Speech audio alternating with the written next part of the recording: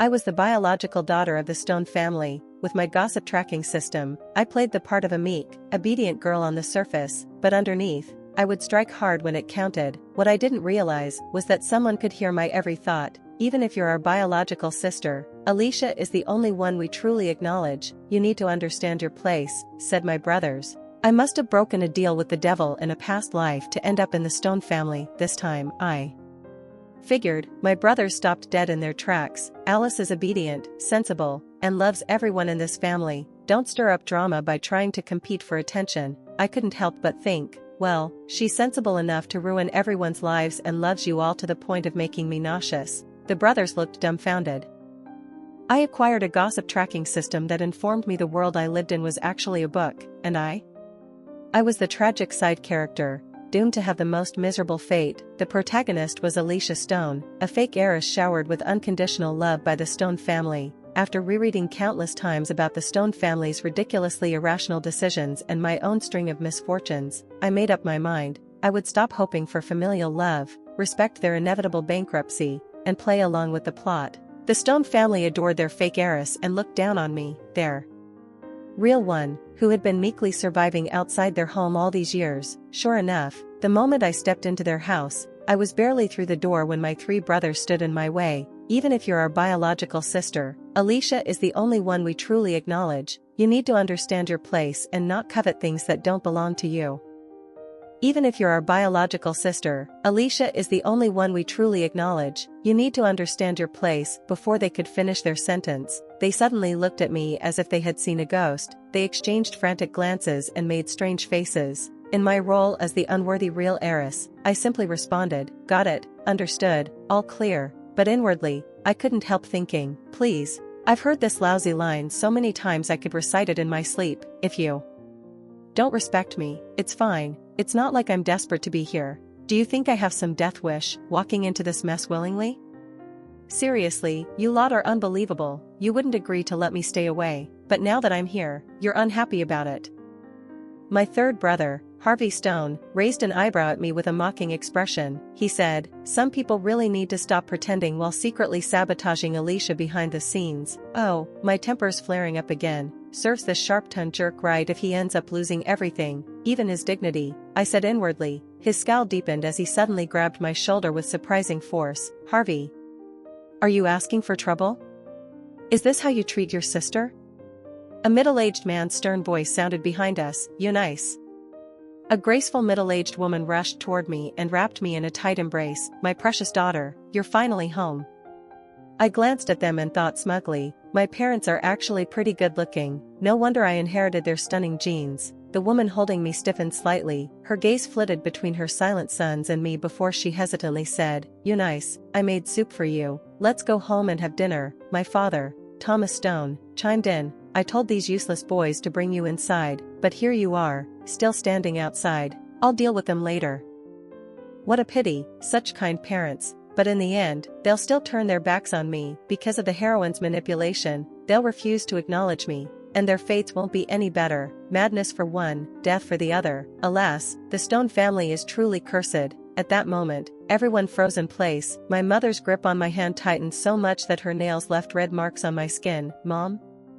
I asked, startled. She quickly let go, giving me an awkward smile as she scanned me from head to toe. Eunice, are you feeling okay? Anywhere uncomfortable? I shook my head obediently. No, I'm perfectly fine, though I can't say the same when I look at your three biased, brainless sons, I thought. Eunice Stone. Harvey barked my name with his usual hot-headedness. What now? I was standing here quietly, not even saying a word about you, and you're losing it again? Harvey.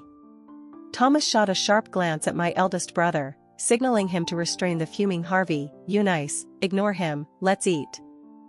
Finally seated at the dining table, I eagerly prepared to dig in, only for someone to ruin my appetite. My second brother, Jimmy Stone, placed an empty bowl beside him and spoke slowly. Eunice, you're probably aware there's another girl living here now. Her name is Alicia. She's not in good health, so I hope you can get along with her and be more accommodating. The rest of the family stayed silent, clearly agreeing with him. All right, I said calmly, here we go again, my so-called dear brother, who's actually nothing more than the heroine's loyal lapdog, is back with his usual warnings. Isn't this all just because she was born premature and a bit frail?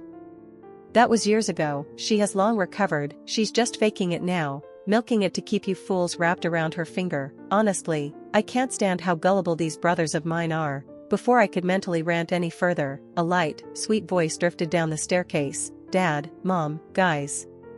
Like clockwork, my parents and brothers stood up, as if the family's little princess had descended from heaven itself. My mother, Natalie Stone, glanced anxiously between me and Alicia, as if worried I would fail to get along with the fake heiress. Outwardly, I stayed as composed and serene as ever, but in my head, I had a soundtrack playing just for her grand entrance. Here she comes, strutting toward us with the cheerful stride of someone about to bring ruin and chaos to this household.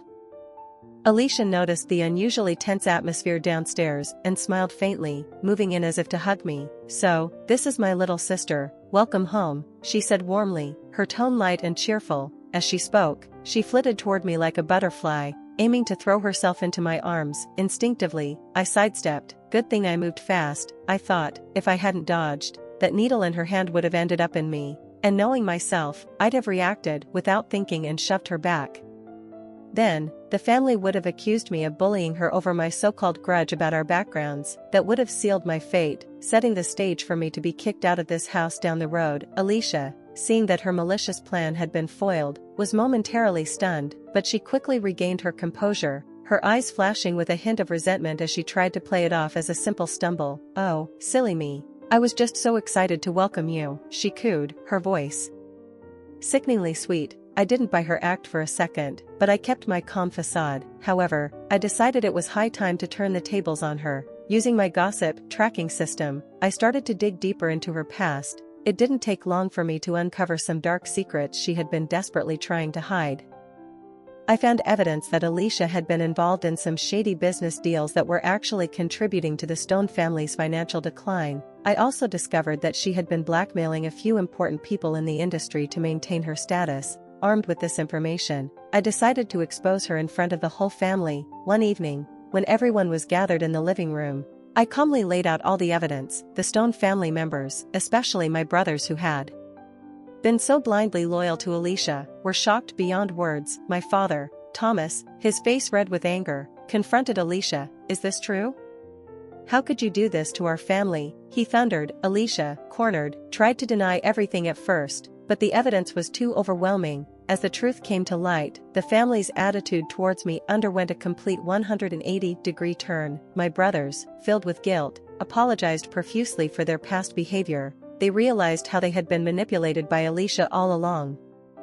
My mother, Natalie, hugged me tightly, tears in her eyes. "We're so sorry, Eunice. We should have trusted you from the beginning." With Alicia's schemes exposed, the Stone family was finally able to focus on turning their financial situation around. I used my knowledge from the gossip tracking system to help them make some shrewd business decisions. Slowly but surely, the family's wealth was restored, and their reputation in the business world was redeemed. In the end, I not only overcame the tragic fate that was supposed to be mine but also became the savior of the Stone family. I found a new sense of self-worth and belonging, and as the new year dawned, with the family finally united, we looked forward to a bright future full of hope and happiness.